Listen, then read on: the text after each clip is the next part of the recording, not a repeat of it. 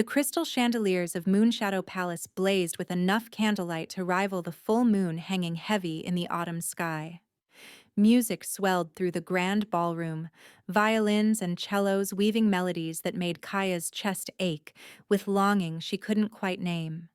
She stood pressed against the marble pillar at the ballroom's edge, trying to make herself smaller, invisible. The jade silk gown her mother had insisted she wear, the one that had taken 3 months of saved wages to afford, suddenly felt like a cruel joke. Beautiful fabric couldn't disguise what she was. An omega, packless, rejected. Look at her. A voice drifted from a cluster of she-wolves near the refreshment table, standing there like she actually belongs. Kaya's fingers tightened on the champagne flute she'd been holding for the past hour, untouched. She didn't turn to see who'd spoken. She didn't need to. The speaker was Valina Blackrose, daughter of the High Council's treasurer, and she'd made Kaya's life miserable since they were children. I heard she actually thought Alpha Gregor would claim her. Another voice joined in, this one belonging to Senna Thornwick. Can you imagine? An unbonded she-wolf with a broken bloodline thinking she's worthy of an alpha? The words struck like physical blows, but Kaya kept her expression carefully neutral. She'd learned long ago that showing pain only encouraged them. 3 weeks ago, Alpha Gregor of the Northern Pax had publicly rejected her before the entire Willowmere village. She could still hear his voice, cold and dismissive. I don't bond with defective Omegas. Your family's magic died with your grandmother. You're useless to any pack. The humiliation had been complete when he'd turned and claimed Valina instead, right there in front of everyone. Did you see her arrive alone? Valina's voice carried clearly across the ballroom now, pitched loud enough that several nearby groups turned to listen. No escort, no pack, just standing there like a lost puppy. Laughter rippled through the crowd, and Kaya felt heat crawl up her neck. She should leave. She'd been foolish to come at all, but Mira had insisted. You have every right to attend the lunar ball, her friend had said that morning, helping Kaya lace up the jade gown. The invitation went to every wolf in Lunaris. You belong there as much as anyone. But belonging and being welcome were two entirely different things. The music shifted, and couples began pairing off for the Moonrise Waltz, the most important dance of the evening. Tradition held that wolves who danced the moonrise together were declaring their intention to court. Around the ballroom, alphas extended their hands to chosen omegas, betas to betas. Each pairing met with approving smiles. Kaya's stomach twisted as she watched Valina accept Alpha Gregor's hand with a triumphant smile aimed directly at her. Still hoping someone will ask you to dance, Sylvan? Draven's voice came from behind her, smooth as poisoned honey. Kaya stiffened. Draven Ashmore served as High Beta on the Royal Council, second only to the king himself in authority. He was handsome in the way of predators, all sharp angles and cold amber eyes, and he'd been watching her with uncomfortable interest since her rejection. I'm simply enjoying the music, High Beta, Kaya replied, keeping her tone respectful. Of course you are. He moved to stand beside her, too close, his scent overwhelming, pine and smoke, and something acrid beneath. It must be difficult, watching everyone else find their place while you remain unclaimed. Before Kaya could respond, a hush fell over the ballroom, the kind of silence that made her skin prickle with awareness. Conversations died mid-word. Dancers froze. Even the musicians faltered, notes trailing off into uncertainty. Kaya turned toward the grand staircase, and her breath caught. At the top of the marble steps stood a figure that seemed to draw every eye in the room like gravity itself. He was tall, taller than any wolf she'd ever seen, with shoulders that spoke of raw power barely contained. Dark hair fell to his collar, and even from across the ballroom, she could see eyes that gleamed like molten silver in the candlelight. Alpha energy rolled off him in waves so intense it made her Omega instincts scream conflicting commands. Submit. Run. Kneel. Blessed Luna, someone whispered nearby. It's him. The Alpha King actually came. I thought he never attended the lunar balls. Theron Stormborn, the Alpha King of Lunaris. Kaya had never seen him in person. He was legend more than man, the king who'd united the fractured Pax 15 years ago, who'd ended the territory wars with sheer dominance and political brilliance. The wolf who supposedly could shift faster than thought and commanded loyalty through power alone. He was supposed to be in the Northern Territories, negotiating with the mountain Pax. His attendance tonight was completely unexpected. The king descended the stairs with fluid grace, and the crowd parted before him like water. Council members bowed. Alphas dipped their heads in respect. Even High Beta Draven straightened, his expression tight. Theron moved through the ballroom, acknowledging greetings with minimal nods, his expression unreadable. Storm gray eyes scanned the crowd with an intensity that made Kaya want to shrink further into her pillar's shadow. The music resumed hesitantly, couples returning to the moonrise waltz with frequent glances toward their king. Surely he would choose someone to dance with, some appropriate she-wolf of high standing. Perhaps one of the council daughters, or a visiting Alpha's sister. Anyone but Dash Dash. The Alpha King stopped walking. His gaze locked onto something across the ballroom with sudden, intense focus. Kaya felt the weight of that stare like a physical thing, and her heart began to pound for reasons she couldn't explain. Then, impossibly, his eyes met hers. The world narrowed to that single point of connection.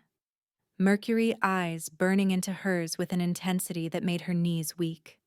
She couldn't look away, couldn't breathe, couldn't think beyond the primal recognition flooding her system. Mine, something deep in her Omega soul whispered. Ours. The thought was so shocking, so completely inappropriate, that Kaya stumbled backward, breaking eye contact.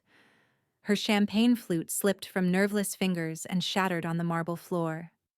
The crash seemed impossibly loud in the hushed ballroom. Clumsy Omega! Valina's voice rang out with cruel delight. Can't even hold a glass properly. Laughter erupted around Kaya. Not kind laughter, but the vicious mockery of wolves scenting weakness. Her face burned as she knelt to gather the glass shards, desperate for any excuse to hide.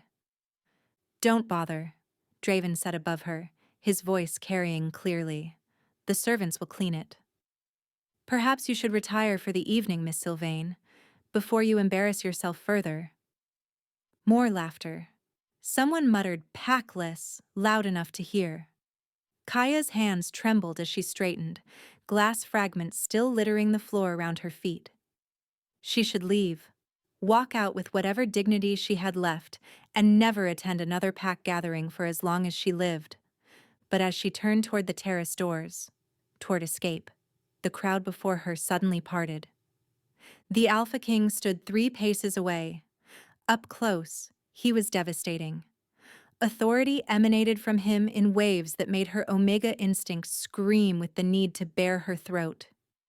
His face was all hard planes and sharp edges, beautiful in the way of winter storms.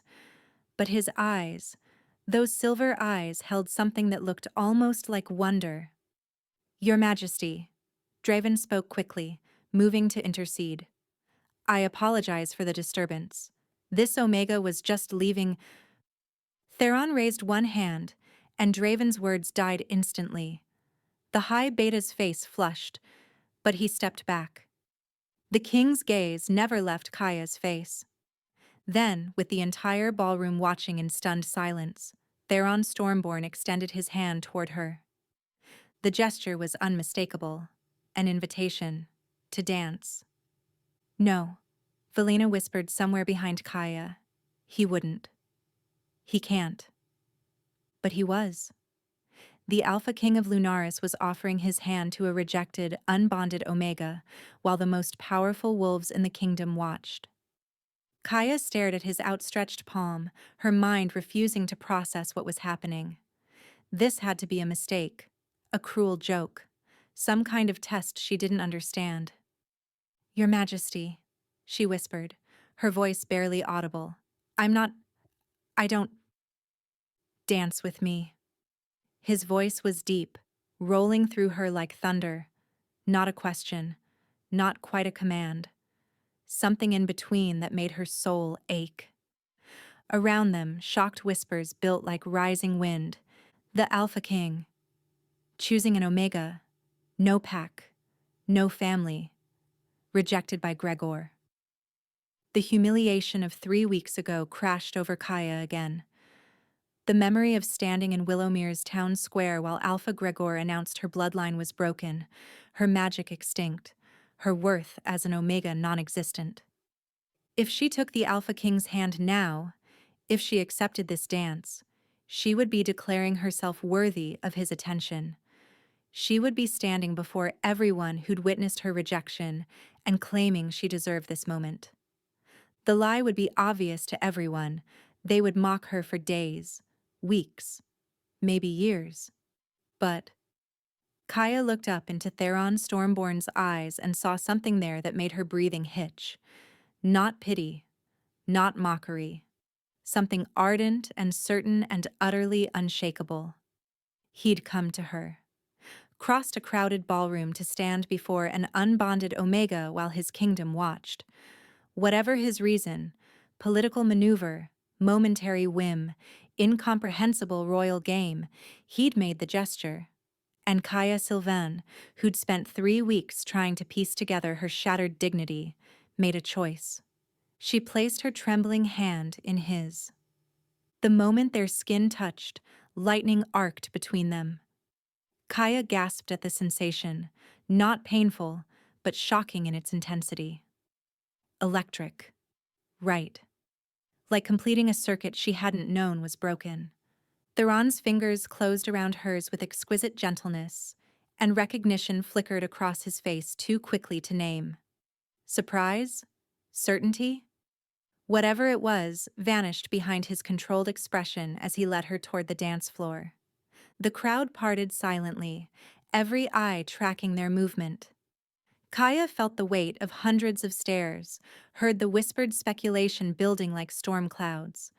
But the king's hand remained steady around hers, anchoring her.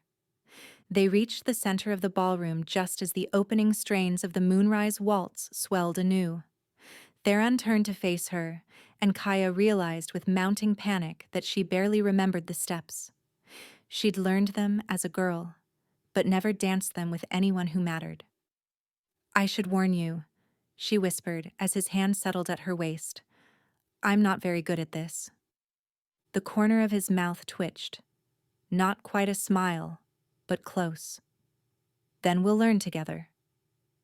And as the music swept them into motion, Kaya wondered what divine madness had possessed the Alpha King of Lunaris to choose her. She wouldn't have long to wonder. Theron Stormborn moved with the kind of grace that came from perfect control over power. Each step of the Moonrise Waltz was precise, guiding Kaya through turns she'd forgotten with subtle pressure at her waist, gentle direction through their joined hands. "You're shaking," he observed quietly, his deep voice pitched for her ears alone. "Everyone's watching," Kaya managed, hyper-aware of the hundreds of eyes tracking their every movement. "Your Majesty, I don't understand why you—" "Theron." The correction was soft, but firm. "When we dance, you call me Theron." The intimacy of using his given name made her stumble slightly. His grip at her waist tightened, steadying her, and another jolt of that strange electricity passed between them. "I can't," Kaya breathed. "It wouldn't be appropriate. I'm just Kaya Sylvain."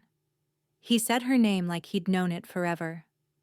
Daughter of Elise and Marcus Sylvain of Willowmere. Granddaughter of Sarah the Healer. You work as an herbalist in your village, growing medicinal plants that you provide to the pack healers at cost. She stared up at him, shock momentarily overriding her nervousness. "How do you know that?" A hint of something warm flickered in his mercury gaze. I make it my business to know about wolves in my kingdom, especially those with interesting bloodlines. The mention of her bloodline sent ice through Kaya's veins. Then you know it's broken. Whatever my grandmother could do, whatever magic she had, it died with her. I'm just an herbalist, nothing more. Is that what Gregor told you? Theron's voice held an edge now, dangerous and sharp. That you're nothing? Kaya's throat constricted at the memory. He wasn't wrong. My family's healing gift is gone, and Omega without useful abilities is... Alpha Gregor is a fool. The words were spoken with such absolute conviction that several nearby couples turned to stare. Theron's expression remained calm, but Kaya felt the tension in his frame.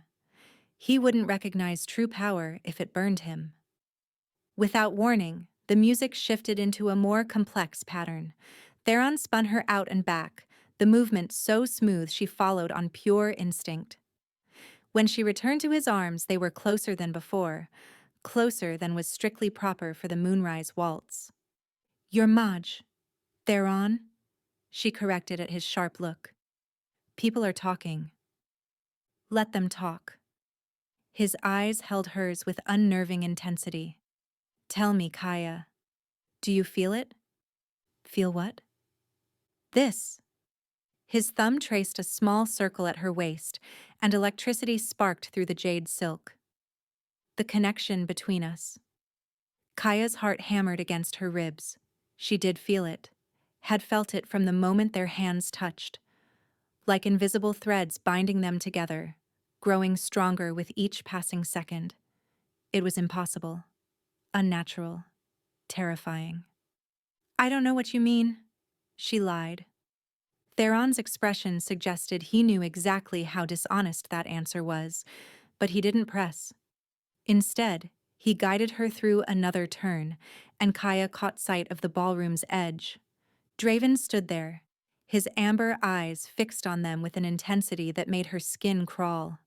Beside him, Valina whispered furiously to a cluster of high-born she-wolves, all of them staring at Kaya with undisguised hostility. They hate me, Kaya said quietly. Your dancing with me will only make it worse. They fear you. Theron's correction was certain. There's a difference. Fear me? Kaya almost laughed at the absurdity. I'm a rejected Omega with no pack and no power. What could they possibly fear? Change. His hand tightened at her waist. The order they've built that keeps wolves like you beneath wolves like them. They see me choosing you, and they wonder what it means. What does it mean?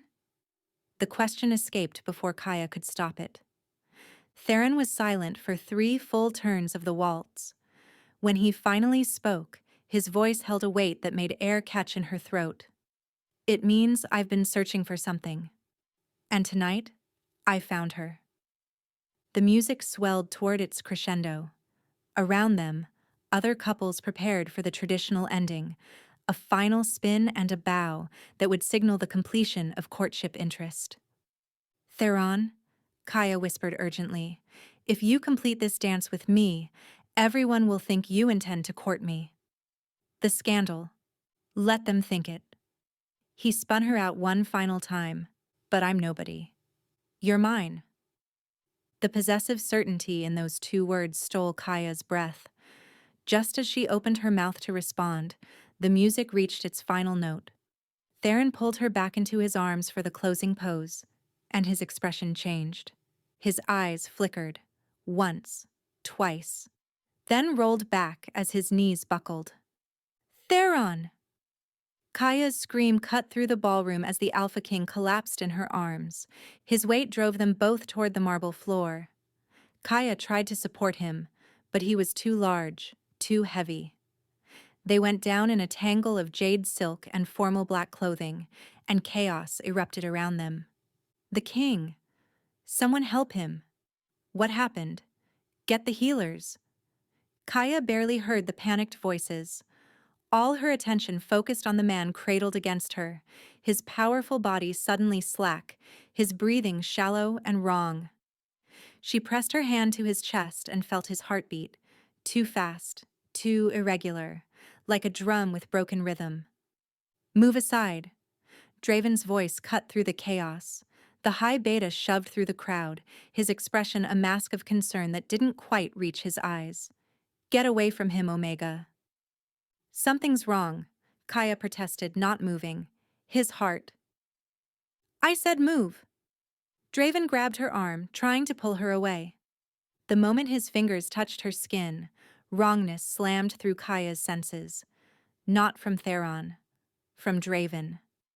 Something dark and oily that made her Omega instincts scream danger. She looked down at Theron's pale face, then up at Draven's amber eyes, and understanding crashed over her with horrible clarity.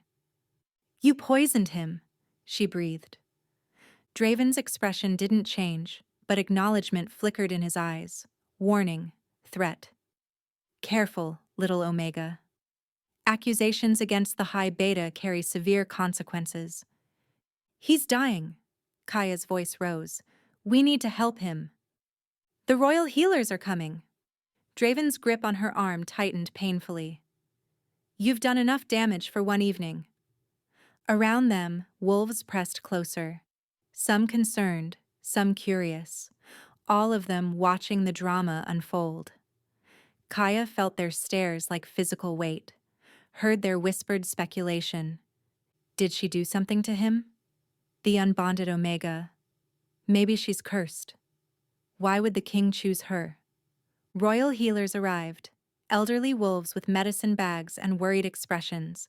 They knelt beside Theron, checking his pulse, his breathing, muttering to each other in medical terminology Kaya barely understood. "His Majesty needs to be moved to the medical chambers immediately," the lead healer announced. "And the Omega?" Draven asked, his voice carrying clearly. "Should she be detained for questioning?" "I didn't do anything," Kaya protested. "You were the last one touching him." Velena's voice rang out from the crowd. "Right before he collapsed, everyone saw." Agreement rippled through the assembled wolves. Kaya felt the mob mentality building, their need for someone to blame, their willingness to believe the worst of her. "Please," she said, looking at the healers. "I can help him. My grandmother taught me." "Your grandmother's magic died with her," Draven interrupted smoothly. "Everyone knows that. You're just an herbalist, remember? Nothing more." The dismissal stung because it echoed her own words from minutes ago. Kaya watched helplessly as guards lifted Theron's unconscious form, preparing to carry him away. His hand fell from his chest, hanging limp. And there, on his palm where it had rested against his formal jacket, Kaya saw a faint shimmer, like oil on water, like poison. "Wait!" She lunged forward, but Draven's grip held her back. His hand. There's something on his hand. "Enough." Draven's voice hardened. "Guards. Escort Miss Sylvain to a private room. For her own protection, you understand." "You can't." "I can, and I will." Draven leaned close, his breath hot against her ear. "You're not in Willowmere anymore, little Omega. Here, I speak with the king's authority. And right now, the king can't speak at all." Guards moved to flank Kaya, their expressions apologetic but firm. She thought about fighting, about screaming that Draven was the one who'd poisoned the king, that she could prove it if they just let her examine Theron's hand. But who would believe her? An unbonded, rejected Omega accusing the high beta, second most powerful wolf in the kingdom, of attempted assassination. They'd call her mad, desperate, a sad creature trying to gain attention through wild accusations. So Kaya went quietly as they led her from the ballroom, watching over her shoulder as royal healers carried Theron Stormborn toward the healing wing. "I've been searching for something," he'd said, "and tonight, I found her. You're mine." The memory of his voice echoed through her mind as guards escorted her through marble corridors to a private room that was clearly a gilded cage. They left her there with apologies and locked the door behind them. Kaya pressed her hands against the cool glass window, staring out at Moonshadow Palace's moonlit gardens. Somewhere in this vast complex, the Alpha King lay dying from poison that only she had recognized. And she was trapped here, useless and alone, while Draven, the wolf who'd administered that poison, walked free with the king's authority in his hands. Her fingers curled into fists against the glass. Number. She wouldn't accept this, couldn't accept this. Theron had crossed a ballroom full of powerful wolves to choose her, had held her like she mattered, had looked at her with eyes that saw something beyond a rejected, unbonded Omega. "You're mine," he'd said. Well, if she was his, then he was hers too. And she would save him, even if it meant revealing the secret she'd kept hidden for 3 years. The secret that would prove Alpha Gregor had been wrong about her broken bloodline. The secret that might get her killed. Kaya closed her eyes and reached deep inside herself, to the place she'd locked away since her grandmother's death. The place where power slept, waiting for her to be brave enough to use it. Her hands began to glow with soft amber light. The lock on Kaya's door presented less challenge than she'd expected.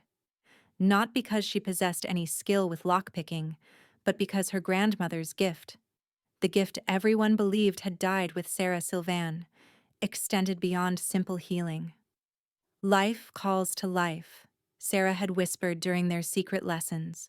Metal was once ore in living earth. Wood was once a growing tree. Everything remembers what it was. You just have to remind it. Kaya pressed her glowing palm against the lock and whispered to the memory of living ore, of earth and fire and transformation. The metal warmed under her touch, then shifted, mechanism sliding aside with barely a click. The door opened. Kaya slipped into the corridor, her heart hammering. She'd never used her magic so openly before, had spent 3 years hiding it after her grandmother's warning. "They burned my mother for less than what you can do, child. Hide it. Always hide it." But Theron was dying, and hiding wouldn't save him. The medical chambers were easy to find. Kaya simply followed the scent of medicinal herbs and the sound of worried voices. She kept to the shadows, avoiding guards through a combination of luck and the simple fact that no one expected a locked-up Omega to escape. Through an open doorway, she heard the royal healers arguing. "Never seen anything like this.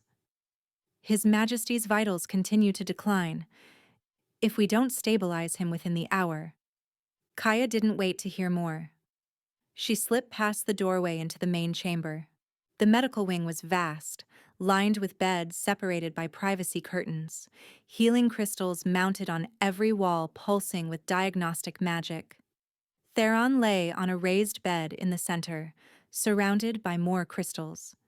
His face had gone gray, and even from across the room, Kaya could see his chest rising and falling with labored breaths. 3 elderly healers hovered over him, their expressions growing more desperate by the moment. "Nothing's working," one muttered. "It's like the poison is adapting to everything we try." "Has anyone informed High Beta Draven that His Majesty's condition has worsened?" another asked. "He's been informed. He said to keep him updated." "I bet he did," Kaya thought bitterly. "Easier to finish the job if he knows when the healers are failing." She waited until all 3 healers bent over their medicine bags, then darted forward. Her hands found Theron's where it lay against the white sheets, and she felt it immediately, the wrongness spreading through his veins like ice. This wasn't natural poison. It was infused with dark magic, designed to resist healing, to consume life force faster than any treatment could replenish it. Draven hadn't just poisoned the Alpha King, he'd cursed him. "You!" One of the healers spotted her. "How did you... guards?" "Please," Kaya said desperately, not releasing Theron's hand. "I can help him. I know what this is. You're the Omega who was with him when he collapsed. The lead healer's expression hardened. Step away from his majesty immediately. It's a death curse, Kaya said quickly before guards could arrive. Not just poison, dark magic woven through it.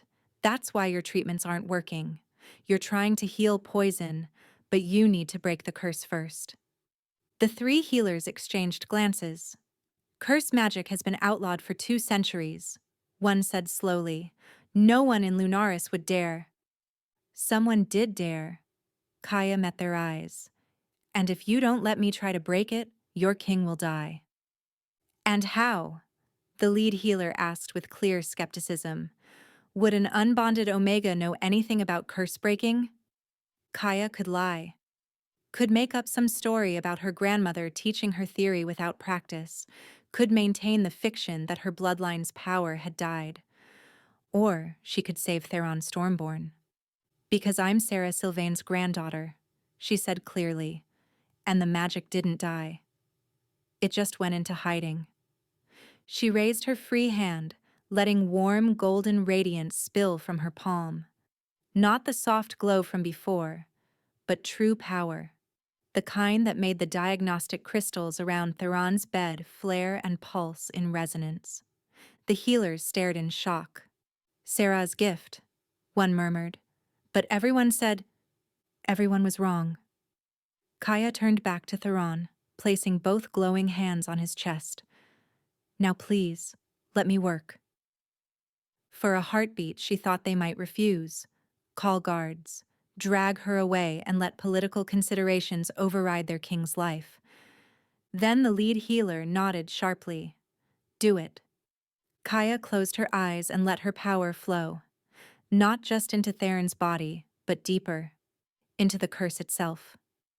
Dark magic recoiled from her touch like living shadow, but she pursued it through his veins, his heart, his lungs. You don't belong here, she told it silently. This life is not yours to take. The curse fought back. Kaya gasped as pain lanced through her own chest, an echo of what Theron was experiencing. The dark magic was sophisticated, layered with traps for anyone who tried to remove it. But Sarah had taught her well.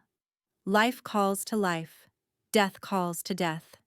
You stand in between, child. The door can swing both ways if you let it. Never let it.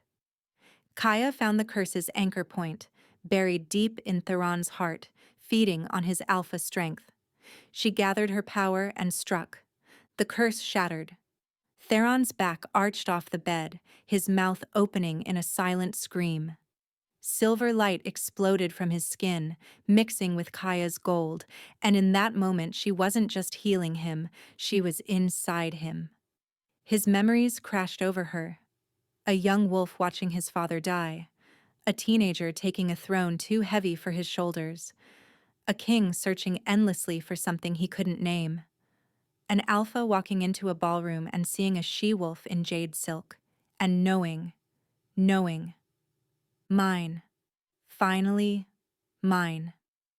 Kaya's eyes flew open, meeting Theron's storm-gray gaze as consciousness returned to him. For one endless moment they stared at each other, the truth hanging between them like lightning about to strike. He'd known.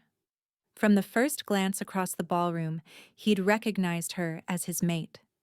And now, through the healing, she'd felt it too. The bond that should have been impossible. An alpha king and an unbonded omega, tied together by fate itself. Blessed Luna, one of the healers whispered. It's a mate bond. A true one. Theron's hand came up to cup Kaya's cheek, his thumb brushing away tears she hadn't realized were falling. His lips moved, shaping words. Thank you. Then his eyes flickered again, not rolling back this time, but changing. Silver bleeding to molten gold. Alpha energy exploded outward. Kaya was thrown backward, hitting the wall hard enough to drive the air from her lungs. The healers scattered with cries of alarm. Diagnostic crystals shattered, spraying the room with glittering fragments. Theron rose from the bed, But he wasn't entirely Theron anymore. His body shifted and flowed, caught between human and wolf, power rolling off him in waves that made the entire medical wing shake. "What's happening?" Kaya gasped. "I broke the curse." "You broke the wrong thing," the lead healer said, her voice tight with fear. The curse was suppressing something, and now it's free. Theron's golden eyes fixed on Kaya with feral intensity. He moved toward her with predatory grace, and every instinct she possessed screamed conflicting commands. "Run! Submit, stay." "Your Majesty," the lead healer tried. "You need to calm down. The Omega saved your life." A growl rumbled through Theron's chest, so deep and primal that windows rattled.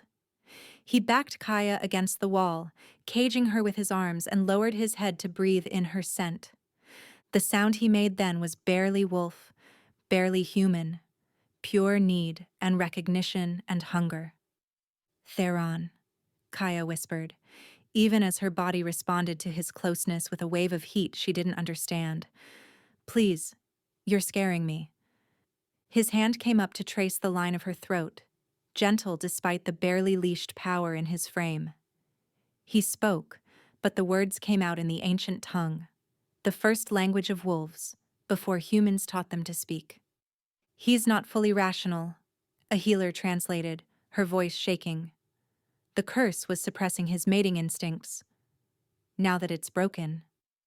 Theron's teeth found the junction of Kaya's neck and shoulder. "No!" The healer lunged forward.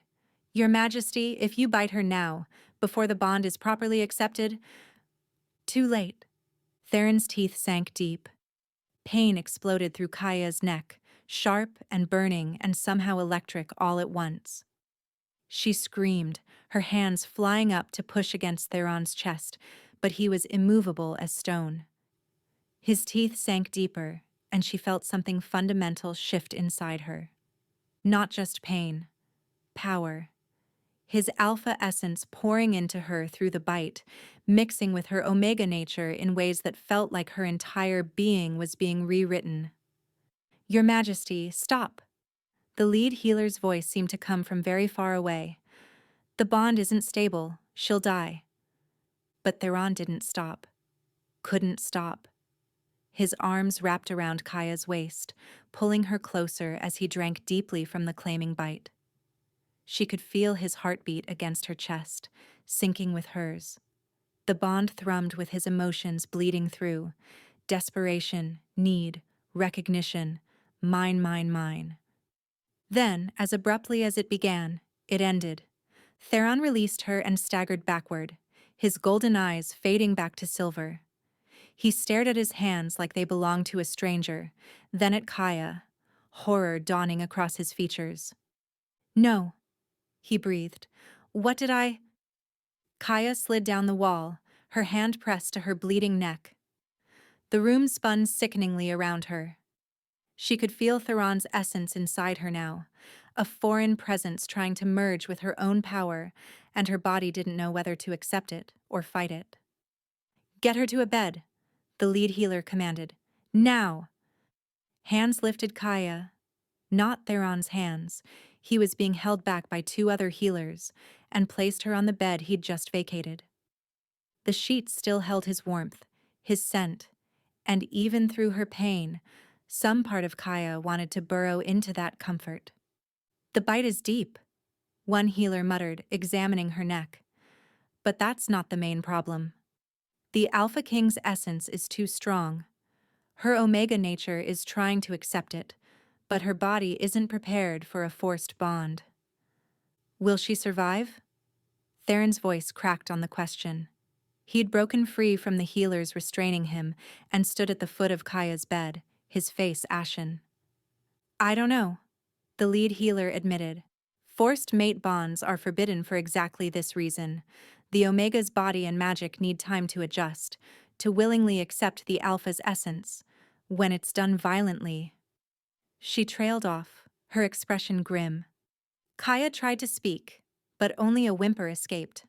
Fire raced through her veins, and she could feel her own magic, her grandmother's gift, rising up to fight the foreign alpha power invading her system. Don't fight it, she told herself desperately. He's your mate, accept it, let it in. But her power had its own survival instincts. It lashed out at Theron's essence, trying to burn it away, and the conflict made Kaya's body the battlefield. There has to be something we can do, Theron rasped, his voice raw. I won't let her die because I couldn't control. There is one thing. The lead healer's tone was carefully neutral. The bond can be severed. It's dangerous, but with her healing magic and our assistance, she might survive the separation. Silence fell over the medical chambers. Severed? Theron repeated slowly. It's incomplete. Forced. Her body is rejecting it. The healer met his eyes steadily. If we act now, before it settles deeper, we can break the mate bond. She'll live as she was before, a powerful healer, but unbonded. And if we don't sever it? Theron asked. Then her body will continue fighting his essence until either she accepts it fully, which seems unlikely given the violent nature of the claiming, or the conflict kills her. Most forced bonds end in death within 3 days. Kaya watched through pain-hazed eyes as Theron processed this information. She saw the moment he made his decision, saw his shoulders straighten with terrible resolve. Do it, he said quietly. Break the bond. No. The word tore from Kaya's throat, weak but determined. Don't. Every head in the room turned to her. Miss Sylvain, the lead healer began gently, you don't understand what you're saying. The pain will only get worse. I understand perfectly. Kaya struggled to sit up, her hand still pressed to her bleeding neck. He's my mate. I felt it when I healed him. I'm not letting you break that. Kaya. Theron moved to her bedside, his expression anguished. I forced this on you. I had no right. You deserve a choice. Then let me make it. She met his eyes, even as another wave of pain rolled through her. I choose to keep the bond. You'll die, he said flatly. Maybe. Kaya's laugh was bitter. But I've been dying slowly for 3 years, hiding what I am, pretending my magic died with my grandmother. At least this way, I die as myself. That's not... His hands clenched. I won't be responsible for your death. You're not responsible for anything except finding me.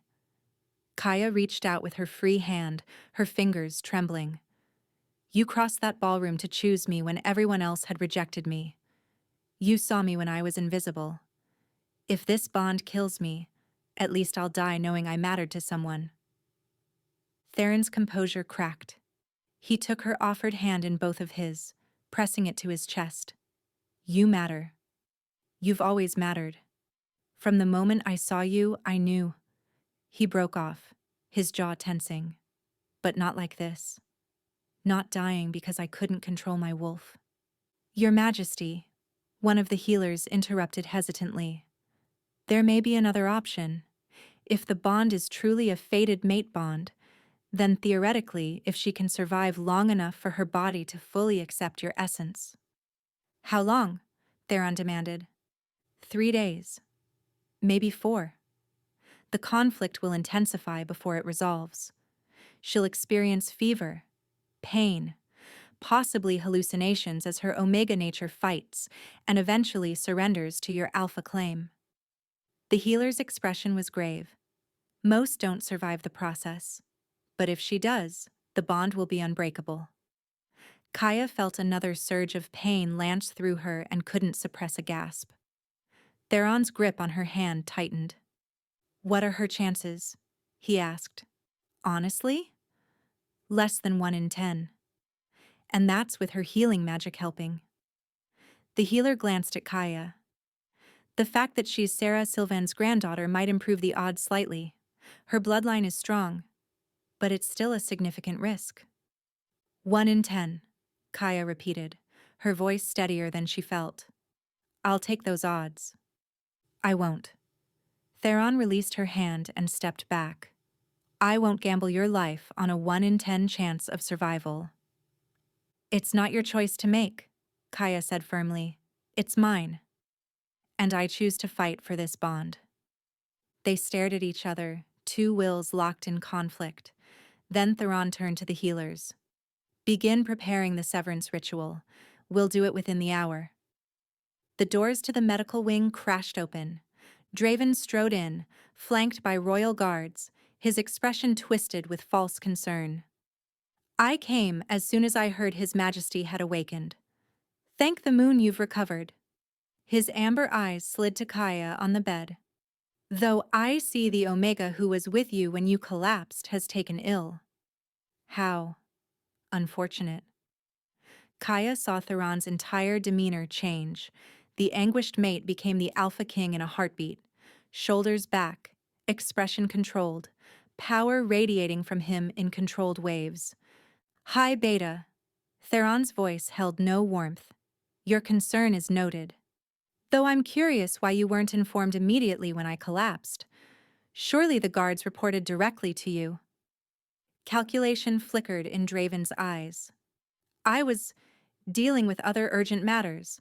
By the time I arrived at the ballroom, you'd already been moved to the healing wing. How convenient. Theron's tone could have frozen fire. And these urgent matters, did they involve acquiring rare poisons? Perhaps ones laced with curse magic? The medical chambers went silent. The guards flanking Draven shifted uncomfortably. Your Majesty, Draven said carefully, the stress of your illness seems to have confused you. Curse magic has been outlawed for 2 centuries.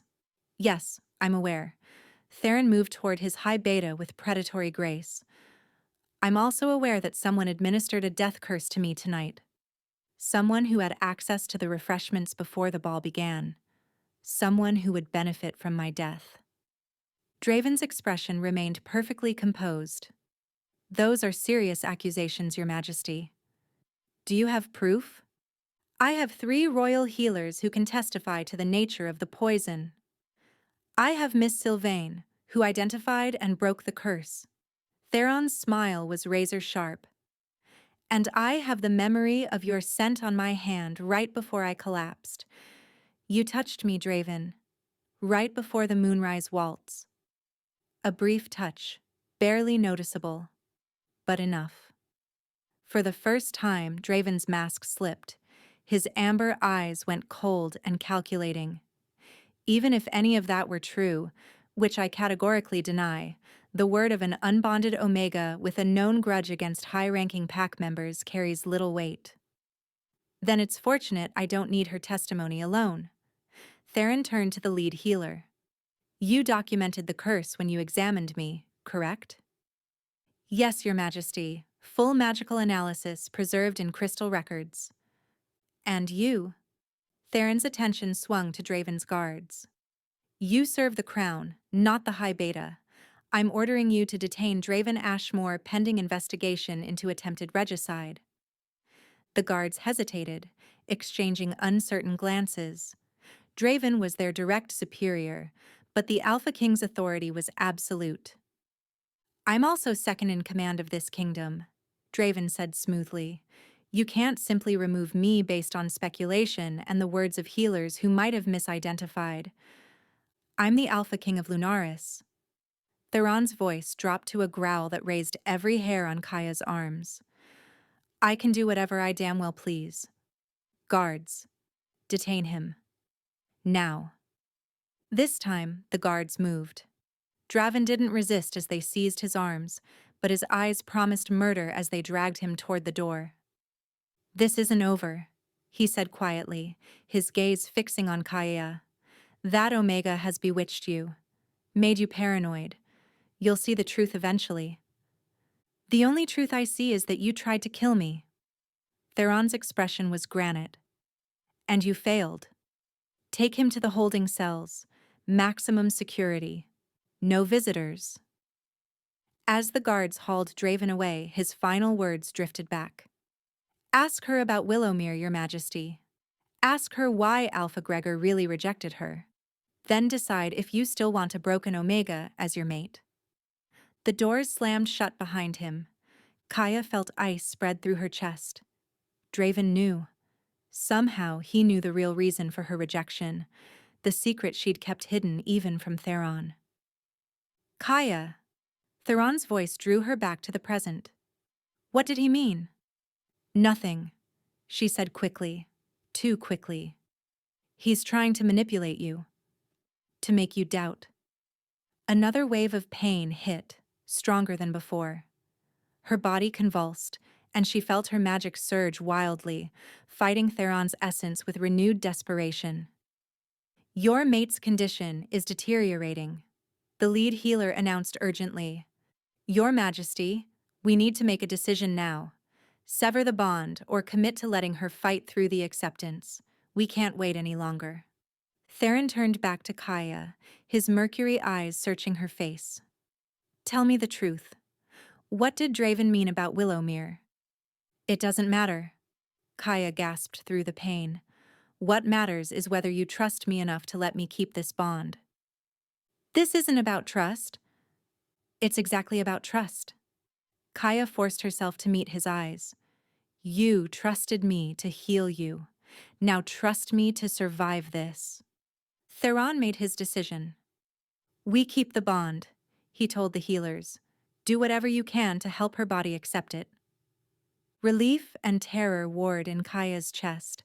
She'd gotten what she wanted, the chance to keep her mate. But now she had to actually survive it. The healers moved with efficient urgency, surrounding her bed with crystals meant to stabilize her vital signs and herbs to ease the pain. But nothing could stop the fundamental battle raging inside her. You should rest, Your Majesty, the lead healer said to Theron. You nearly died tonight yourself. Your body needs recovery time. I'm not leaving her. The words were absolute. Theron pulled a chair to Kaya's bedside and took her hand. Not until this is finished. The hours that followed blurred together into a nightmare of pain and fever. Kaya drifted in and out of consciousness, never fully awake, never fully asleep. In her lucid moments, she was aware of Theron's hand holding hers, his voice speaking softly in the ancient tongue, words of comfort and apology. In her fever dreams, she was elsewhere entirely. She stood in Willowmere's town square, 3 years younger and infinitely more naive. Her grandmother had been dead for a month, and Kaya was still learning to hide her inherited magic. But on that day, she'd made a mistake. A child had fallen from a tree, his arm bent at an unnatural angle. The mother's screams had drawn a crowd, and Kaya had been there, her healer's instincts overriding caution. She'd pressed her glowing hands to the broken arm and mended it in seconds. Bone straightened, flesh healed, the boy's screams turning to confused wonder. The crowd had gone silent. Then the whispers started. Magic. Like Sarah, the bloodline didn't die. Dangerous. Alpha Gregor had been there that day, had watched with calculating eyes as Kaya healed the child. 3 weeks later, he'd courted her publicly, and Kaya had been foolish enough to hope. Then came the rejection. Your family's magic died with your grandmother, Gregor had announced for all to hear. You're useless to any pack. But later, in private, he'd cornered her outside her cottage. I know what you can do, he'd said quietly. I saw you heal that boy. Your magic is alive and well. Then why? Kaya had started. Because I need an Omega who will be grateful for my claiming. Desperate enough to do whatever I ask. His smile had been cruel. If I claimed you publicly, you'd think you had power. But if I reject you first, then offer to reconsider, well, you'd be willing to use that healing magic however I demanded.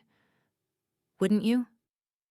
Kaya had run, had hidden, had watched 3 weeks later as Gregor claimed Velena instead, and realized she'd been saved by her own rejection. But the damage was done. Everyone believed her bloodline was broken, and Kaya had let them believe it, because the alternative was being used as a tool. Or worse, being burned as her great-grandmother had been, for possessing power that frightened ordinary wolves. Kaya surfaced from the memory with a gasp. The medical chambers had grown dark. Evening, maybe, or early morning. She'd lost track of time. Theron still sat beside her bed, but his head had drooped forward in exhausted sleep, his hand still holding hers. Even in sleep, he looked troubled. Dark circles shadowed his eyes, and tension lined his face. He stayed, Kaya thought wonderingly.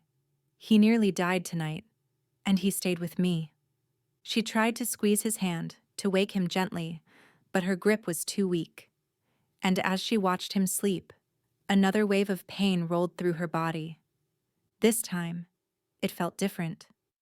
Not her magic fighting his essence, but tension easing, accommodating, like two puzzle pieces finally beginning to fit together. But the relief was short-lived. As Theron's essence settled deeper into her core, Kaya felt something else awakening. The omega heat she'd been suppressing since she came of age, held back by her own magic and sheer willpower. The mate bond was triggering it. Kaya bit back a whimper as unfamiliar needs surged through her body. She'd never experienced heat before, had used her healing magic to suppress it, not wanting to draw unwanted alpha attention while unmated. But now, with Theron's essence inside her and the bond trying to complete itself, her body demanded what nature intended, her mate's claim, full and complete. No, Kaya whispered. Not yet. Too soon. But her omega nature didn't care about timing. It recognized its alpha and wanted him. Now. Theron stirred at her whispered words, his eyes opening slowly. Kaya? Are you... He stopped, his nostrils flaring, his pupils dilated as he caught the scent of her emerging heat. Moon's mercy. I'm sorry, Kaya gasped. I can't control it. The bond is triggering. It's all right. Theron released her hand and stood quickly. I'll get the healers. They can give you something to suppress. No. Kaya's hand shot out, catching his wrist with surprising strength. Don't leave. Please. Kaya, you're in heat. If I stay, my instincts... He closed his eyes, muscles tensing. I barely controlled my wolf before. I won't risk hurting you again. You won't hurt me. Kaya tugged weakly on his wrist. I trust you. I don't trust myself. But despite his words, Theron didn't pull away. He sank back into the chair, his free hand rubbing his face. This is my fault. All of it. I should have stayed away from you at the ball, should have controlled myself instead of claiming you without permission. If you'd stayed away, you'd be dead. Kaya forced herself to focus through the haze of heat. Draven would have killed you, and no one would have known it was murder. Better me dead than you suffering. Don't say that. Her grip on his wrist tightened. Don't you dare say that. You matter, Theron. Not just as the Alpha King, as a person. You matter to me. Theron's expression softened. He brought her hand to his lips, pressing a gentle kiss to her knuckles, an echo of their moment on the dance floor that felt like a lifetime ago. Tell me about Willowmere, he said quietly. What Draven meant. What really happened with Alpha Gregor. Kaya hesitated. The truth would make her seem calculating, might make Theron question whether she really wanted the bond or just wanted to escape her past. But they were mates, and mates didn't lie to each other. So she told him. Everything. The child with the broken arm, Gregor's manipulation, the attempted coercion, the fear of being used or burned like her ancestors. By the time she finished, Theron's expression had gone cold with fury. He tried to blackmail you into being his tool, Theron said flatly, using your magic for his benefit. Yes, but I refused. That's why he rejected me publicly, to punish me for not cooperating. Kaya met his eyes. So when Draven said I'm broken, he's not entirely wrong. I've been hiding what I am for 3 years, living half a life because I was too afraid to be whole. You're not broken. Theron's voice was passionate. You're a survivor. There's a difference. Just as she opened her mouth to respond, pain seized her again, stronger than before. She cried out and felt Theron's hands on her shoulders steadying her. The fever's getting worse, he called out. A healer appeared, not the lead healer from before, but a younger woman who'd been on night shift. What can we do? At this stage? Very little. The healer checked Kaya's pulse, her expression troubled. The bond is trying to settle, but her heat is complicating things. Her body wants full mate completion, but she's too weak for that. It's a dangerous cycle. How dangerous? Theron demanded. If the heat continues to intensify without completion, it could kill her as surely as bond rejection. The healer's voice was gentle but honest. I'm sorry, Your Majesty. We're doing everything we can.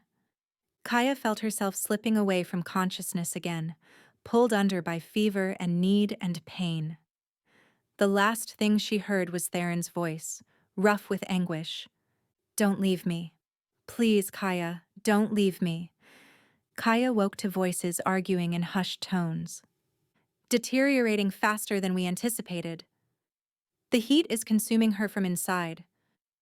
Miracle she's lasted this long. She tried to open her eyes, but her eyelids felt weighted. Everything hurt. Her bones ached like they were trying to reshape themselves. Her skin felt too tight, too hot, like she was burning from within. How long? Theron's voice cut through the other sounds. He sounded wrecked, desperate. Hours, maybe less. That was the lead healer. Your Majesty, I know this isn't what you want to hear, but perhaps it's time to reconsider the severance. No. The word was absolute. She chose to keep the bond. I won't override that choice. Even if it kills her? Silence, then. Even then. It's her life. Her choice. Kaya wanted to tell him he was right, that she didn't regret her choice, but her throat was too dry to form words. Instead, she let consciousness slip away again, back into the fever dreams. This time, she stood in a forest under moonlight. Not the manicured gardens of Moonshadow Palace, but true wilderness, ancient trees that had never known an axe, earth that remembered when wolves ran on 4 legs more often than 2. You're dying, child. The voice came from everywhere and nowhere. Kaya turned and saw a she-wolf with silver-white fur and eyes like starlight. Power radiated from her. Not aggressive, but undeniable. This was no ordinary wolf. Who are you? Kaya asked. I am the first mother, the one your kind calls Moon Goddess. The wolf circled Kaya slowly. And you are at a crossroads, little healer. Your body fights what your soul has already accepted. I'm trying to accept it, Kaya protested. The bond, his essence, I want it, but my magic keeps fighting. Not your magic, your fear. The first mother sat, her tail curling around her paws. You fear being owned, being used. You spent 3 years hiding because wolves like Gregor taught you that your gifts make you a tool to be exploited. Kaya couldn't deny it. And now I'm bound to the most powerful wolf in the kingdom. How is that different? Because he crossed a ballroom to choose you when you were invisible. Because he stayed by your bedside when he should have been recovering from poison. Because he's willing to let you die rather than force you to live against your will. The divine wolf's eyes gleamed. That is not ownership, child. That is love. I barely know him, Kaya whispered. Your soul knows him. That's what mate bonds are. Recognition of what has always been true. The first mother stood. But if you cannot surrender your fear, cannot trust him with your whole self, then the bond will remain incomplete. And incomplete bonds are poison in the blood. What do I do? Stop hiding. Stop holding back. Let him see all of you. The power, the pain, the parts you think are too broken to be loved. The moon goddess began to fade. And trust that he will choose you anyway, as he already has. Kaya's eyes flew open. The medical chambers were empty except for Theron, still sitting vigil beside her bed. Dawn light filtered through the windows, painting everything in shades of gold and rose. He looked terrible.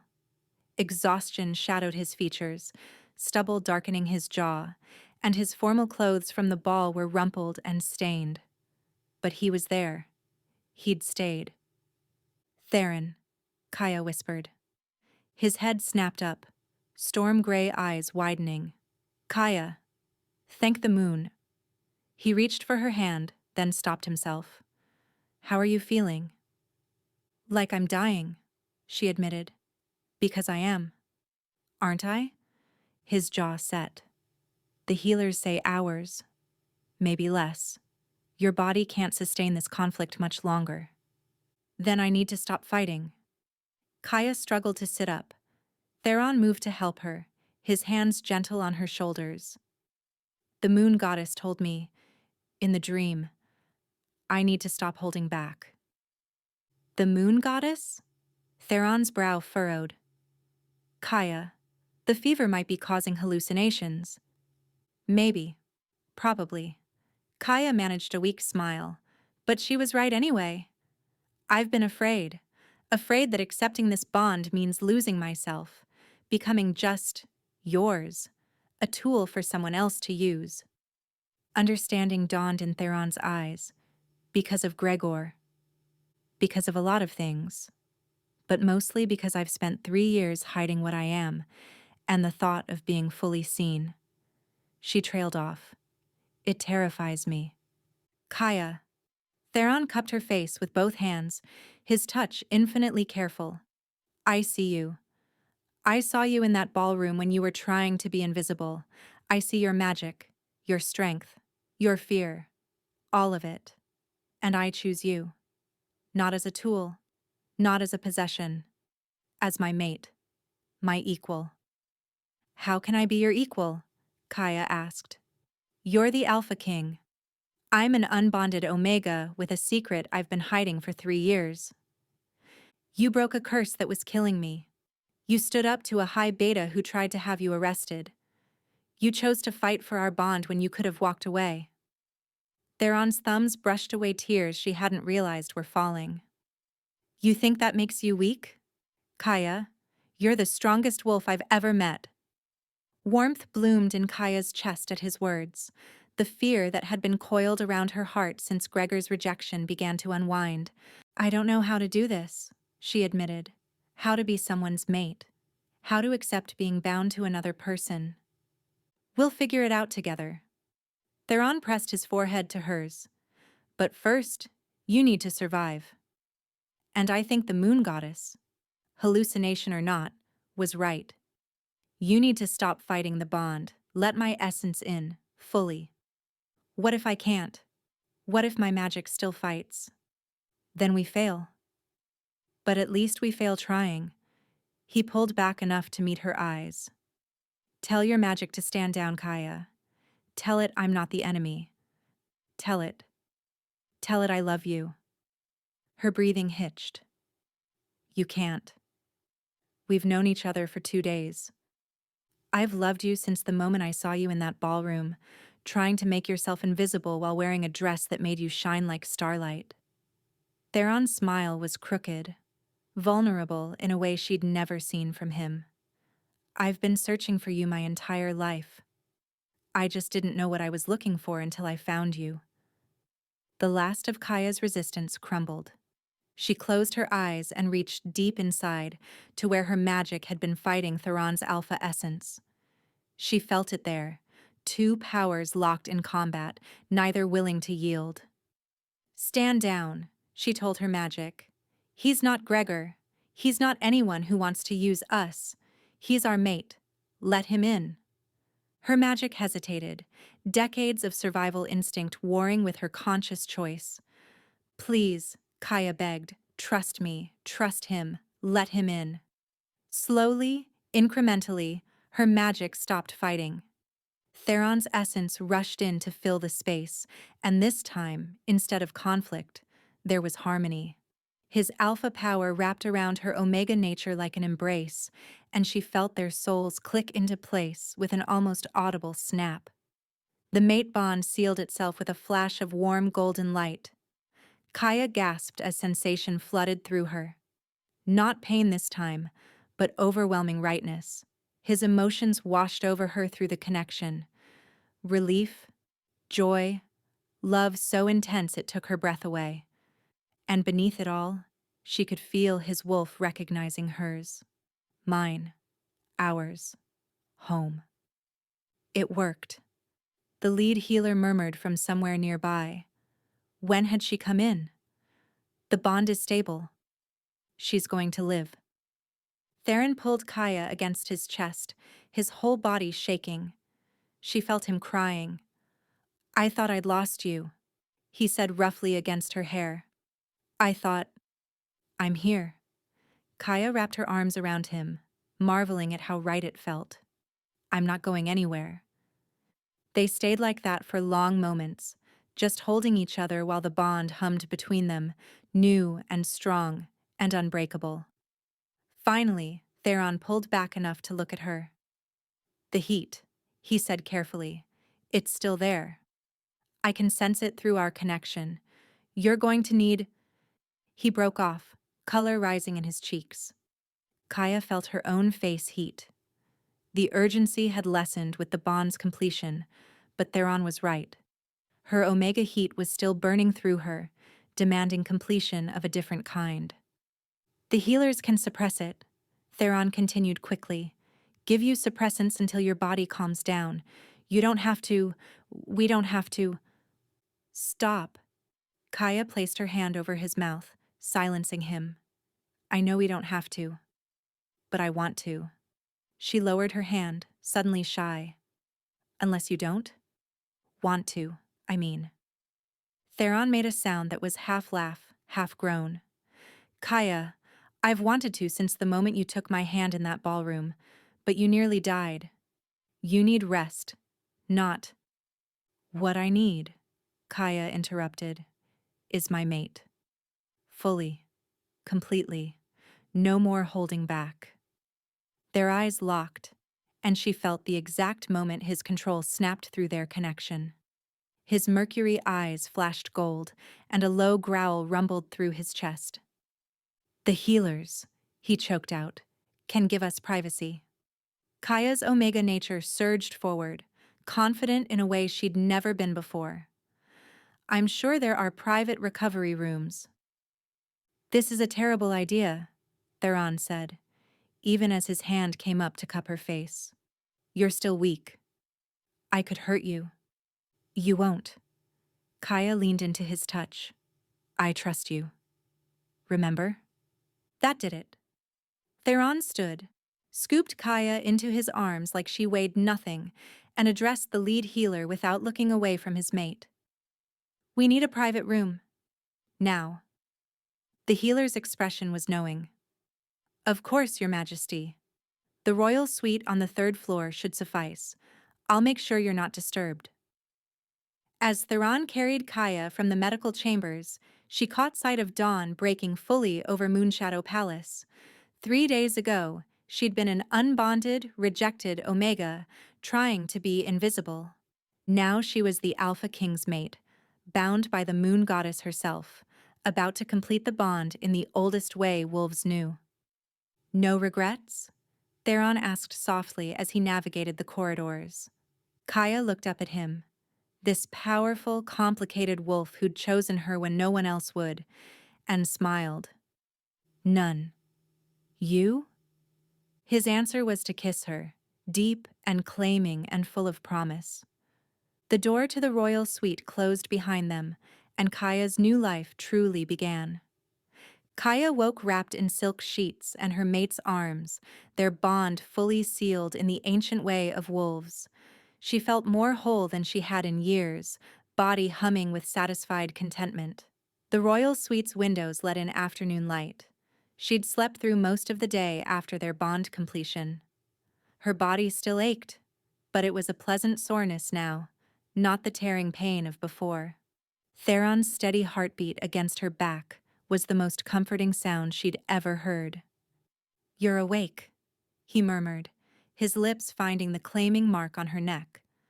The touch sent pleasant shivers through her. "How do you feel?" "Different." Kaya turned in his arms to face him. "Stronger. Like I can feel your wolf alongside mine. That's the bond." Theron's hand traced idle patterns on her bare shoulder. "We're connected now. I can sense your emotions, feel when you're in danger, and you can feel mine." Kaya tested it, reaching through the golden thread that now connected them. She felt his contentment, his wonder, and beneath it, worry. "What's wrong?" His eyes met hers. "Draven. He's been in the holding cells for 2 days now, and the council is demanding answers. They want to know why I've imprisoned my high beta without a formal trial." "He tried to kill you," Kaya said flatly. "I know.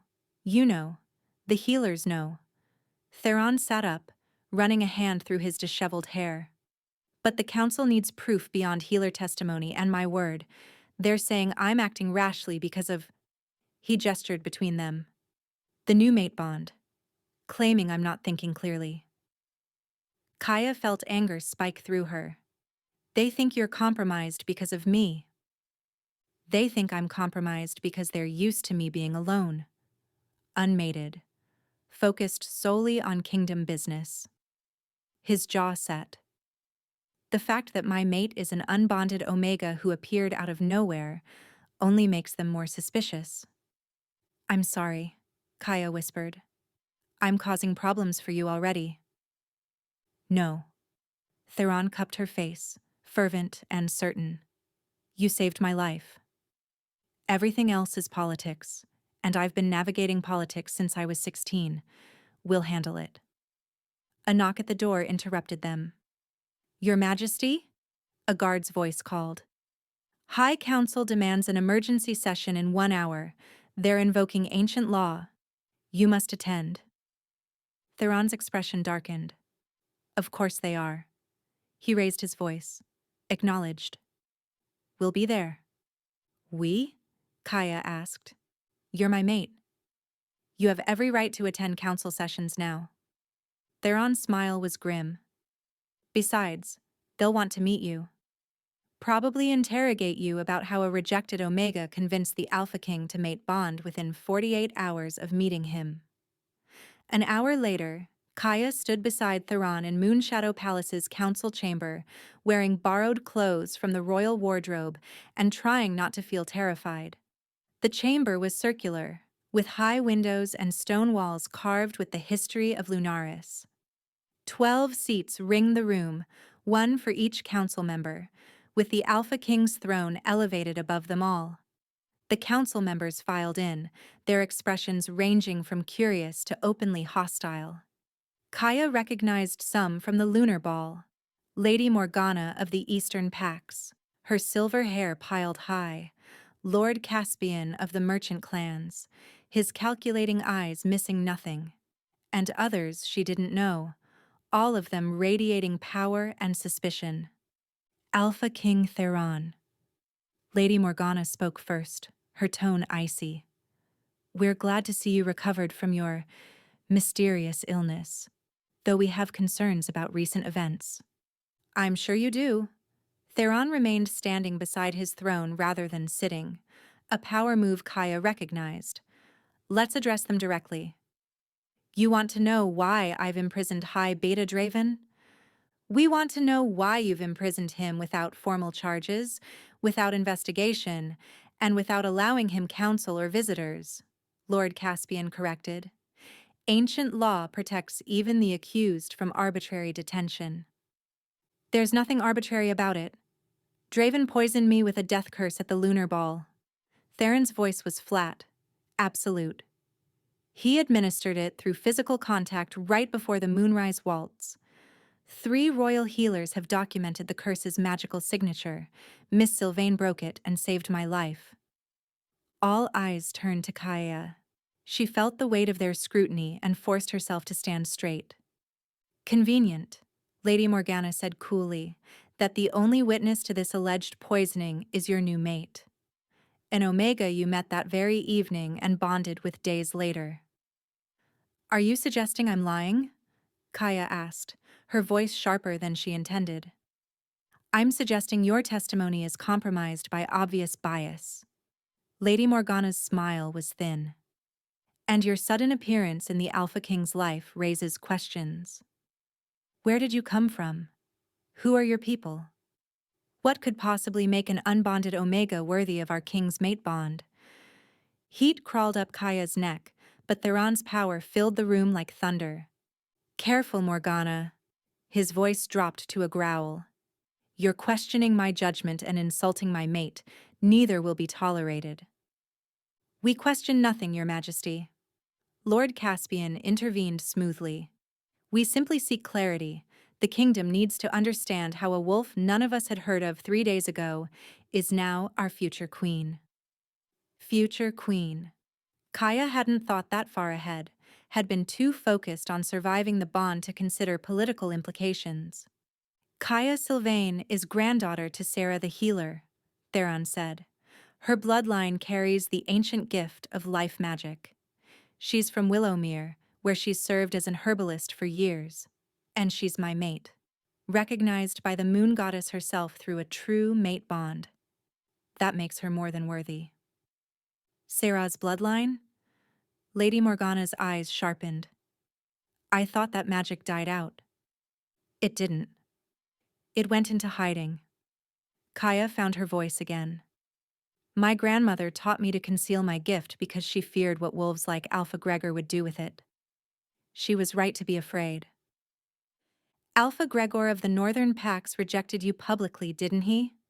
Lord Caspian's tone was deceptively mild. 3 weeks before the lunar ball. Why? Because I refused to let him use my healing gift for his political benefit. Kaya met his eyes steadily. He wanted a tool, not a mate. When I said no, he rejected me to punish me. Murmurs rippled through the council. Several members exchanged glances. And yet, Lady Morgana pressed, within weeks of that rejection, you appear at the lunar ball, an event you'd need an invitation to attend, and catch the Alpha King's eye. Quite the coincidence. The invitations went to every wolf in Lunaris, Kaya replied. I had as much right to attend as anyone. Did you know the Alpha King would be there? Lord Caspian asked. Everyone believed he was in the Northern Territories. Kaya felt the trap closing. No, I didn't know. So you attended the ball with no expectations, no plans, and happened to be standing in the exact spot where the Alpha King would see you when he entered? Lady Morgana's skepticism was obvious, and he crossed an entire ballroom to ask you, specifically you, a rejected Omega, to dance? Yes, Theron cut in, his voice hard. Because I recognized my mate the moment I saw her. That's how true mate bonds work, Morgana. Or have you forgotten? I haven't forgotten. Lady Morgana's expression remained cool. But true mate bonds don't typically form overnight. They require time, proximity, mutual knowledge. What you're describing sounds more like magical manipulation than divine fate. Are you accusing my mate of using magic to trick me? Theron's power crackled through the room like lightning. Several council members flinched. I'm saying it's a possibility we must investigate. Lady Morgana didn't back down. If High Beta Draven is to be tried for attempted regicide, we need to ensure our king's judgment hasn't been compromised by external influence.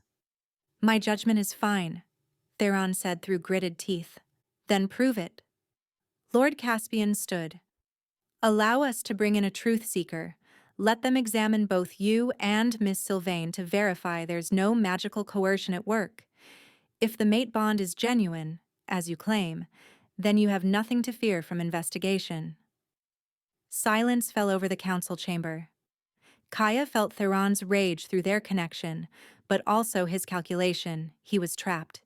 If he refused the investigation, the council would claim he was compromised. If he accepted, Kaya would be subjected to invasive magical examination. Fine, Theron said finally. Bring your truth seeker. But I want Draven examined first. Let's see if his guilt is as clear as I know it to be. Agreed, Lady Morgana said.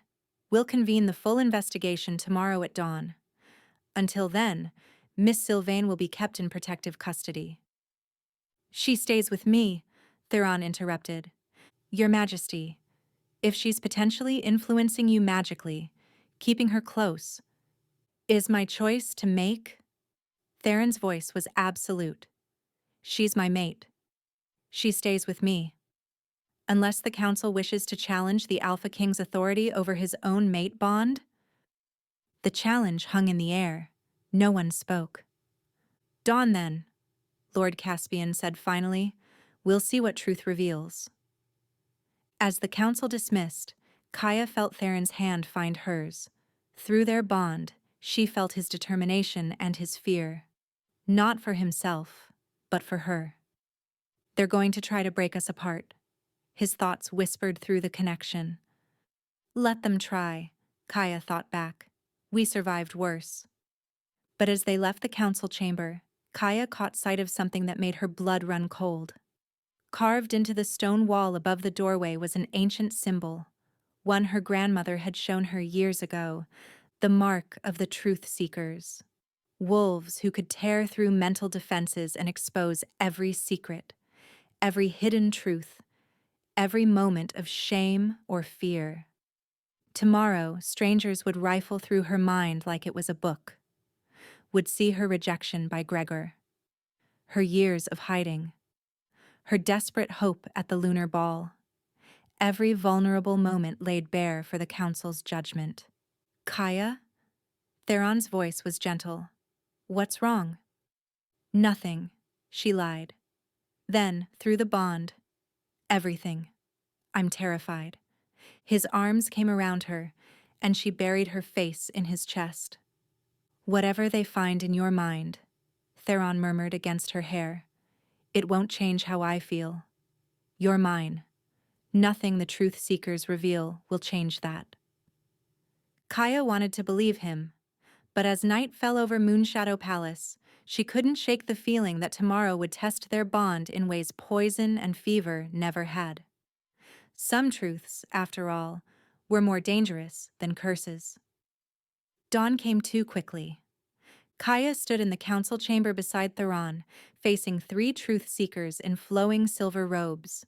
They were ancient wolves, their eyes clouded with the milky white of those who saw beyond surface reality. The eldest stepped forward, her gnarled hand reaching toward Kaya's face. This will not hurt, the truth seeker said, her voice papery with age. But you will feel exposed. Vulnerable. Every memory, every secret, every truth you've hidden, we will see it all. I understand, Kaya replied, trying to keep her voice steady. We begin with the Omega, Lady Morgana announced from her council seat, to establish whether magical manipulation occurred. The truth seeker's fingers touched Kaya's temples, and the world dissolved. Memories cascaded through Kaya's mind like falling water, her grandmother teaching her to heal, warning her to hide. Alpha Gregor's cruel rejection, his attempt at blackmail, standing alone at the lunar ball, trying to be invisible. Theron's eyes finding hers across the ballroom. The jolt of recognition, the mate bond snapping into place. Everything that came after. Poison, healing, claiming, acceptance. The truth seeker released her, and Kaya stumbled. Theron caught her instantly, his arms steadying her. Well, Lord Caspian demanded, what did you find? The eldest truth seeker turned to face the council. No deception, no magical coercion. The Omega genuinely believed her bloodline was broken until she used her gift to save the Alpha King. She attended the lunar ball with no expectation of meeting her mate. The bond formed naturally, a true recognition ordained by the moon goddess herself. Relief flooded through Kaya, followed immediately by Theron's satisfaction through their connection. But Lady Morgana wasn't finished. And what of her character? Is she worthy of being our queen? The truth seeker was silent for a long moment. She is stronger than she believes, braver than she knows, and capable of great love and great sacrifice. The ancient wolf's clouded eyes fixed on Kaya. She will make a fine queen if you give her the chance. Then we move to High Beta Draven, Theron said immediately. Let's see what truths he's been hiding. Guards brought Draven into the chamber in chains. 2 days of imprisonment had done nothing to diminish his arrogance. His amber eyes swept the council with disdain, landing finally on Kaya with undisguised hatred. This is a farce, Draven said. You have no evidence. We have 2 days' worth of investigation, Theron interrupted. My guards searched your quarters. They found several interesting things. Care to explain the vial of concentrated wolfsbane in your private safe, or the correspondence with wolves in territories hostile to Lunaris? Draven's expression didn't change. I'm High Beta. I maintain contacts across all territories, and wolfsbane has legitimate medicinal uses. Not when mixed with curse magic, Theron said coldly. The royal healers analyzed the poison. It matches the contents of your vial exactly. Circumstantial. But Draven's voice had lost some of its certainty. Then you won't mind truth-seekers examining your memories, Lady Morgana said. For once, she and Theron were in agreement. The truth-seekers approached Draven. He tried to pull away, but the guards held him firm. When the ancient wolf's fingers touched his temples, Draven's face went white. No, wait, you can't. Too late. The truth-seeker's power flooded through him, and Draven's memories played out for all to see.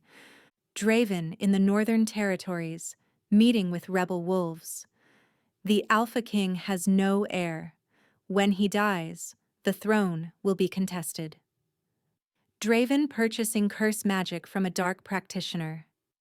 Administering the poison at the lunar ball, brushing Theron's hand as he passed. Watching Theron collapse and feeling satisfaction. Planning to frame Kaya for the murder. The truth-seekers released him, and Draven sagged in the guard's grip. Around the council chamber, shocked silence reigned. Traitor, Lord Caspian said softly. You plan to assassinate our king and destabilize the entire kingdom. I was saving the kingdom. Draven's composure finally cracked. From him! He glared at Theron with pure hatred. You're weak. Distracted. The northern territories are in rebellion. The eastern pacts are fracturing, and what do? Dance with some unbonded Omega and mate bond like a lovesick pup. I united this kingdom 15 years ago, Theron said, his voice deadly calm. I've maintained peace through strength and diplomacy. The rebellions you mention exist because wolves like you have been feeding them lies and resources. The kingdom needs strong leadership, not a king who loses his mind over the first pretty Omega who shows him attention. Draven's laugh was bitter. At least I tried to do it quickly. Poison was merciful. You'll destroy Lunaris slowly, one distraction at a time. Take him to the execution grounds, Lady Morgana ordered, her voice heavy. The sentence for attempted regicide is death by silver, to be carried out immediately. No. Theron's words stopped the guards. Not death. Exile. The council erupted in protest. Your Majesty, he tried to kill you. Ancient law demands. Cannot show mercy to traitors. I'm not showing mercy. Theron's voice cut through the chaos. I'm denying him martyrdom. Execute him, and rebels will claim he died for standing against a weak king. Exile him, and he lives as a wolf without a pack, without purpose, stripped of all honor and authority. That's worse than death. Silence fell as the council considered this. The Northern Territories, Kaya said abruptly, surprising herself. Exile him there. Let the wolves he conspired with see what happens to traitors who fail. Theron's gaze met hers, and through their bond, she felt his approval. The Omega speaks wisdom. Draven will be exiled to the Northern Territories, stripped of rank and property. Let him live out his days explaining his failure to those he betrayed us with. So be it, Lady Morgana said after a pause, though I hope you know what you're doing, Your Majesty. I do. Theron watched as guards dragged Draven away, the former High Beta's curses echoing through the chamber. I know exactly what I'm doing.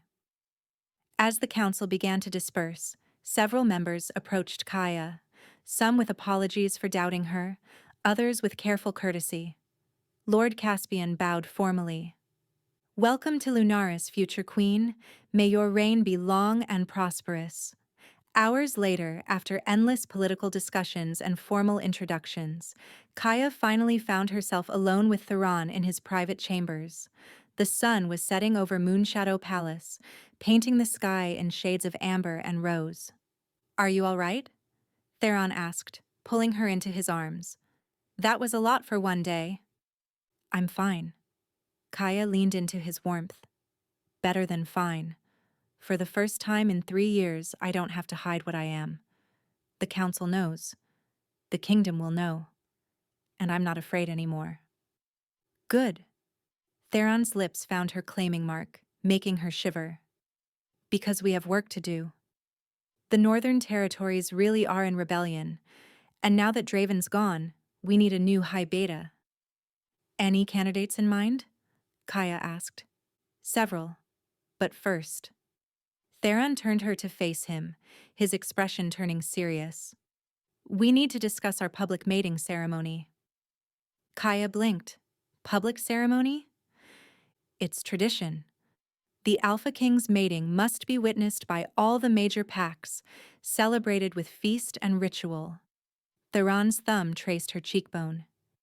It's essentially a wedding. A very public, very political wedding where every wolf in Lunaris will be watching us. Oh. Kaya's stomach fluttered with nerves. When? 3 months, traditionally. Though we could delay if you need more time to prepare. No. Kaya surprised herself with her certainty. 3 months is fine. I'm not hiding anymore, remember? Let them all see. Let them know the unbonded Omega from Willowmere is their queen. Theron's smile was fervent and proud. That's my mate. He kissed her then, deep and claiming, and Kaya felt the bond between them pulse with warm golden light. Through that connection, she felt his love, his pride, his absolute certainty that they belonged together. When they finally broke apart, Kaya moved to the window, looking out over Moonshadow Palace's grounds. In the distance, she could see the lights of the city, hundreds of wolves going about their evening routines. Her people now. Her kingdom. Theron? She said softly. What did you mean earlier, when you said you'd been searching for something your whole life? He came to stand behind her, his arms wrapping around her waist. Exactly that. I became king at 16, and for 15 years I've done my duty. United the packs. Maintained peace. Made hard decisions. His voice dropped. But I always felt like something was missing. Like I was only half alive, going through the motions. Until I saw you. What changed when you saw me? Kaya asked. Everything. Theron rested his chin on top of her head. I understood why I'd never chosen a mate before. Why no wolf had ever felt right. I was waiting for you. My soul recognized yours before my mind even processed what was happening. Kaya turned in his arms, tears pricking her eyes. I thought I'd spend my whole life alone, hiding my magic, pretending to be less than I was, convinced that's all I deserved after Gregor's rejection. You deserved everything, Theron said ardently. You always did. Gregor was a fool who couldn't see your worth, but I see it. I'll spend the rest of our lives making sure you never doubt it again." "Promise?" Kaya whispered. "Promise." He sealed it with a kiss, and through their bond, Kaya felt the weight of his vow settle into her soul. 3 months passed in a blur of preparation. Kaya learned statecraft from Lady Morgana, pack law from Lord Caspian, and the intricate politics of managing a kingdom from Theron himself. She visited Willowmere to reconcile with her parents and bring her old friend Mira to serve as her lady-in-waiting. "I can't believe you're getting mated to the Alpha King," Mira had whispered, staring at Moonshadow Palace in wonder. "You went from village herbalist to queen in 3 months." "Technically, I'm not queen until the ceremony," Kaya had corrected. But inside, she'd marveled at the same thing. The public mating ceremony took place on the night of the harvest moon. Every major pack sent representatives. The ceremony grounds were decorated with silver and gold, and hundreds of wolves gathered to witness their king claim his mate. Kaya wore a gown of moonlight silk, her hair woven with star flowers. As she walked toward the ceremonial circle where Theron waited, she heard the whispers. "The unbonded Omega. Heard she saved his life. True mate bond. So beautiful." But the whispers didn't bother her anymore. She held her head high, walked with confidence, and when she reached Theron, his storm-gray eyes blazed with love and pride. The moon priestess performed the ancient ritual, binding their hands with silver cord while reciting blessings. Theron spoke his vows in the old tongue, then in common speech, so all could understand. "I, Theron Stormborn, Alpha King of Lunaris, claim you, Kaya Sylvain, as my mate before the moon goddess and all witnesses. I pledge my protection, my honor, my heart, and my life to you until the stars fall from the sky." Kaya's voice shook only slightly as she responded. "I, Kaya Sylvain, accept your claim. I pledge my loyalty, my love, my magic, and my life to you and to Lunaris. From this night forward, we are one soul, one heart, one purpose." The priestess unbound their hands and raised their joined palms to the sky. "By the light of the moon goddess, I declare this mating complete. What she has joined, let no wolf tear asunder." The gathered packs erupted in celebration. Drums began to beat, wolves howled their approval to the moon, and Theron pulled Kaya into his arms for a kiss that made the crowd roar with delight. "My queen," he murmured against her lips. "My king," she answered, and felt the rightness of it settle into her bones. The celebration feast lasted until dawn. Kaya danced with Theron, with council members, with pack leaders who'd traveled from across Lunaris to meet their new queen. Some still looked skeptical, but most seemed willing to accept her, especially after word spread of how she'd broken the death curse and exposed Draven's treason. As the sky began to lighten with approaching sunrise, Theron led Kaya away from the feast, up to the highest tower of Moonshadow Palace. From there, they could see the entire kingdom spread below them. Forests and fields, villages and cities, all of Lunaris bathed in the gentle light of dawn. "This is ours now," Theron said quietly, "to protect, to serve, to lead." "Together," Kaya added, lacing her fingers through his. "Together," he agreed.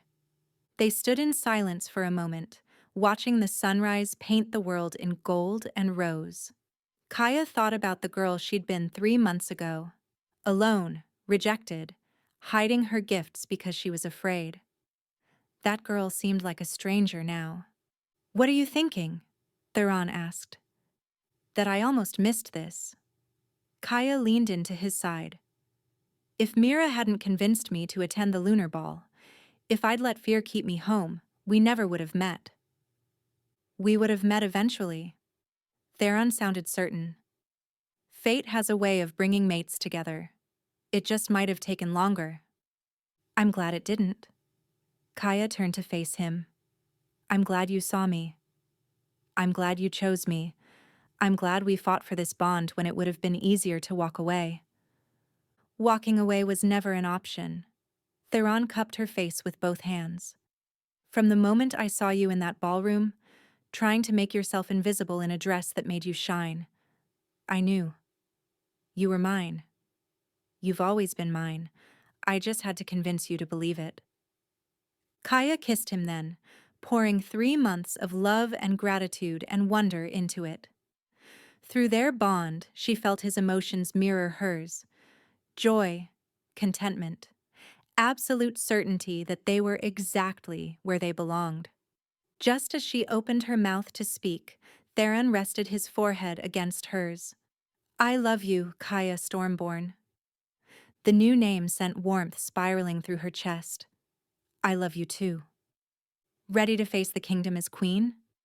Kaya looked out over Lunaris one more time, at the wolves beginning to stir in the city below, at the forests where wild packs still ran, at the mountains in the distance that marked the borders of their realm.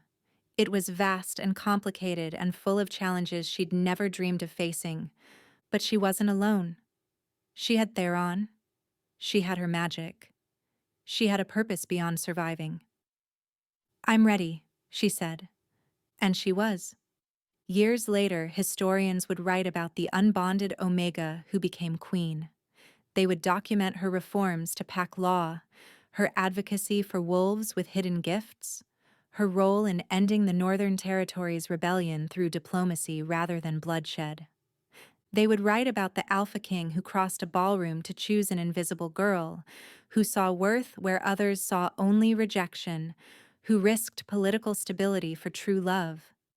But they would miss the most important part of the story, the part about fear and courage, about hiding and revelation, about rejection and acceptance, about two broken wolves who found wholeness in each other.